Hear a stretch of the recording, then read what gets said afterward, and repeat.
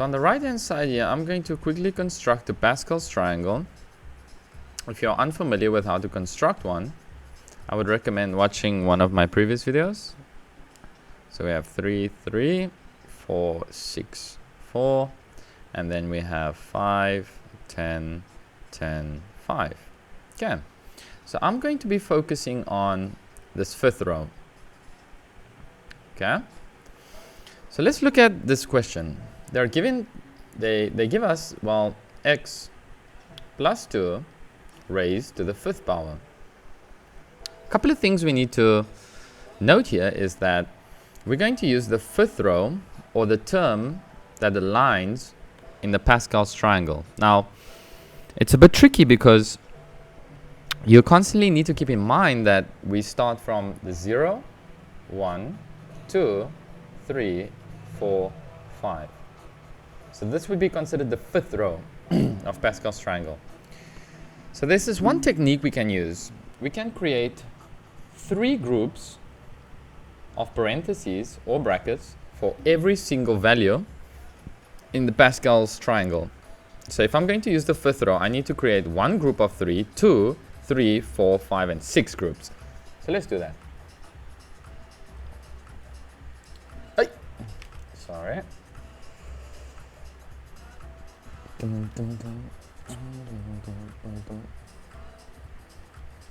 That's 4, 5, and 6. Okay. So in my first row, I'm going to rename this. So let's give this a new name. Let's say a plus b raised to the n. Now in your first parentheses, you will put the Pascal value. Okay, so this value you find over here, the first one, second one, third one, etc. In the second parentheses or brackets, you'll add the a, and then in the third bracket, you'll add the b. So let's do that. So let's put in the Pascal value, 5, 1, 1, 5, 10, 10, 5, and 1. Okay, so by this would be binomial expansion. Okay, we're using a technique now to solve expansion questions. In the next parentheses, we will put our a value. So in this case, a is equal to x. So let's put that there. A is equal to x, and b is equal to 2. So let's go. X, 2, x, 2, x, 2, x2, x2, and x2. So what do we do next? We're almost done. The final thing we need to keep in mind is we want to start with our degree number or our power number on a. So if a starts at 5, I'm going to count down from 5 all the way to 0. So 5, 4, 3, 2, 1, and 0. And with b, we're going to do the complete opposite. We're going to start at 0 and go all the way up until 5. So 0, 1, 2, 3, 4, and 5. Now what do we see? Well, we see our Pascal value, we see our a, and we see our b. One conclusion we can make is that the sum, the sum of these two exponents gives me my original exponent. So look, 4 plus 1 is 5. 3 plus 2 is 5. 2 plus 3, 5. 4 plus 1, 5. And 0 plus 5, 5. Now, all we need to do is solve this. So let's first start by cancelling our 1's. Okay, anything to the power of 0 is 1. I'm going to cancel this 1 and this 1. Now we're left with x raised to the fifth power.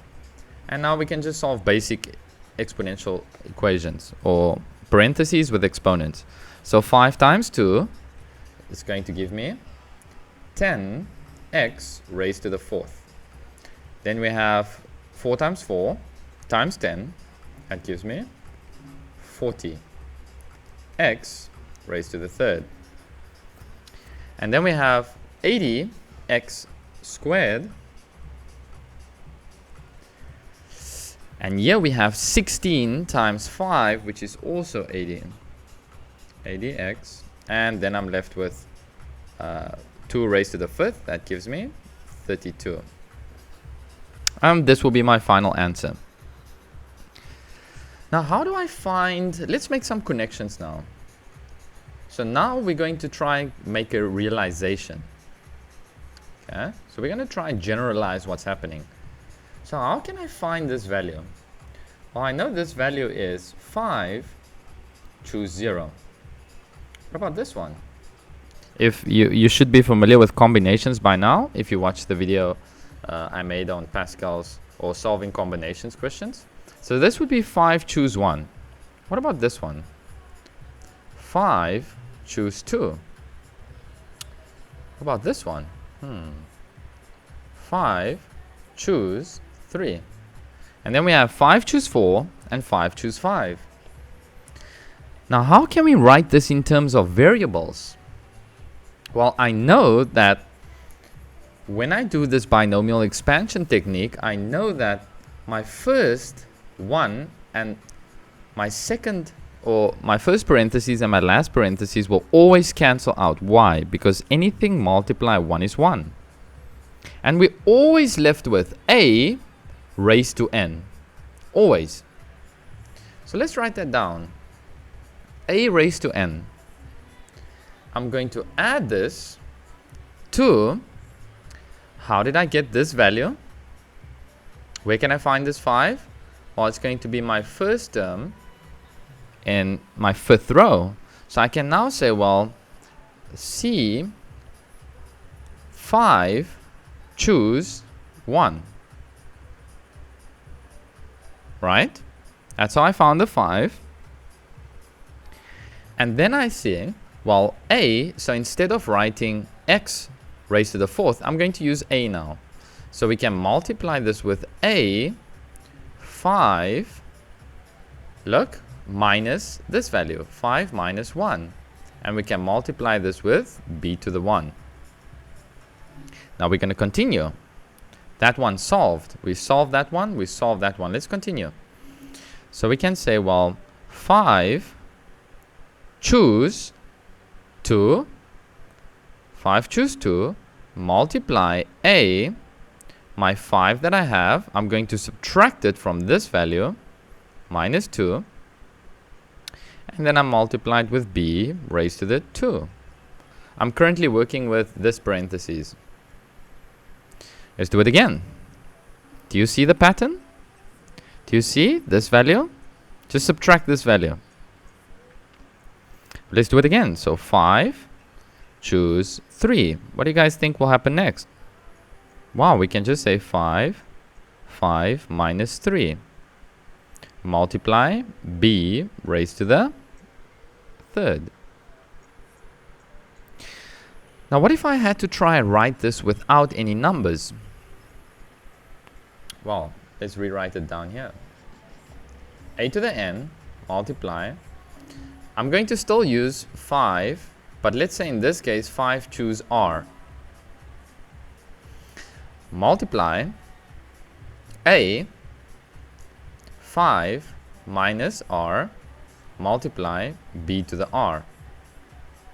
Right? Because if we look at our combinations again, I would highly recommend you watch the video I made before this, before trying to understand this binomial theorem, where we have, if we want to solve combinations, we can use n choose r. And then the formula for this would be n factorial over r factorial multiply n minus r factorial. And then we can continue doing this. And we can then say again, well, 5 choose r multiply 5 minus r multiply b to the r. Okay, so let's use this. Now they ask me what would the coefficient be of x squared? So they ask me what would the coefficient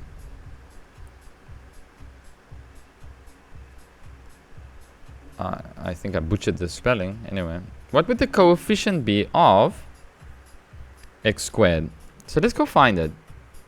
Well, we know the coefficient of x squared is going to be 10. Look, x squared. The coefficient. No, excuse me. It's going to be 80. Right? So we know the coefficient of x squared should give me 80. It should. Right? So how can we use this now? Well, if we take, in this case, they tell us we're going to use, let's say we have the fifth row of Pascal. We have the fifth row of Pascal. And we know the coefficient is supposed to be 80 because we just solved it.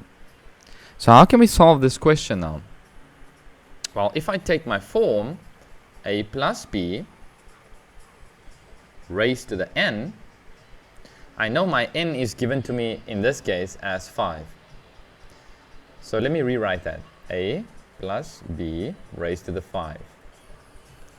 So if x is in place of my a, and I'm using my fifth row, I can say, well, x 2. Right? So there's going to be some coefficient of x2. But how do we find these other values? Well, if x is 2 and I need a total of 5, this next value, let me rewrite that equation. X plus 2 raised to the 5. They ask me what is the coefficient of x squared. Okay? So if a raised to the 2, I need my total of these two exponents is supposed to be 5, so I can then say 2 raised to the third. We know this 3 I can use as my r. Look, b to the r. And then if I have combinations, well, I know it's going to be 5, choose 3. So 5 choose 3. If I look at my Pascal value, that gives me 10. Let's go see. Look. 0, 1, 2, 3. So my coefficient in that case, or my Pascal value, will be 10. So now I can go back. I can say, well, 5 choose 3. Again, where did I find this 3? I know it's going to be a n minus r times b to the r. This r is 5 choose 3 or n choose r. And where did I find this 5? Well, I just looked at what was given to me as my exponent in my original equation. So 5 choose 3. And then we have x squared.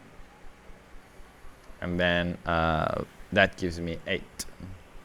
And then we can do a multiplication, which would then give me 80x squared. So to answer this question, what is my coefficient of x squared? It would be 80.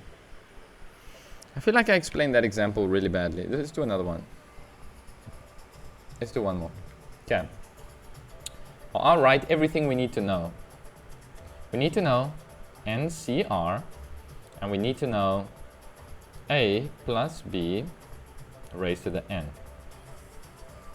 So they give me the following. They give me 2x plus 4. And we're going to raise this to the fourth power. Now they ask me, what is the coefficient? Remember, coefficient is a value in front of a variable. So if I have 2x, 2 is my coefficient. X is my variable. My variable is subject to change, which means I can manipulate this anyway to give me some answer. But 2, obviously 2 is just a natural number, stays 2. But 2 can change because it has a variable attached to it. So that's the relationship between the two. X can make the 2 change. And then obviously the 2 can make the x change as well, but it has less effect. Anyway, back to my question. They asked me, what is the coefficient? So what is this value when x is raised to the third? So I'm just going to write the Pascal values here. It's 14641. So we're looking for x to the third. So in this case, 2a 2x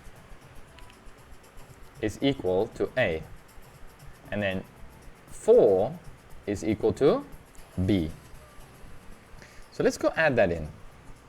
So we're going to have, I'd like to start with the middle one. The more confident you are with these questions, of course, you can already see that, well, it's going to be 4 choose 1, or 4 choose 3, excuse me. No, 4 choose 1, I was correct. But let's start with our x. Well, we want 2x to the third. The sum of the two exponents should give me this 4. So what is missing? Well, there's a 1 missing, right? There's a 1 missing. And I know that this 1 is equal to my r, and I know my n is equal to 4. So I can then say, well, 4 choose 1. If I say 4 choose 1, I can go 0, 1. So that's going to give me 4 times 2 raised to the third is 8. Hey? Why is this one not clearing? Oh, anyway. 2 raised to the third is 8 x cubed, and we're left with 4, because 4 raised to the 1 is just 4. Now I can say 4 times 4 is 16. 16 times 8 is 128 cubed. Then they ask me, what is the coefficient? Well, the coefficient of my question would then be, or my answer would be 128. All right, ladies and gentlemen, that was the binomial theorem and binomial expansion and a little bit of combination revision. All right, best of luck.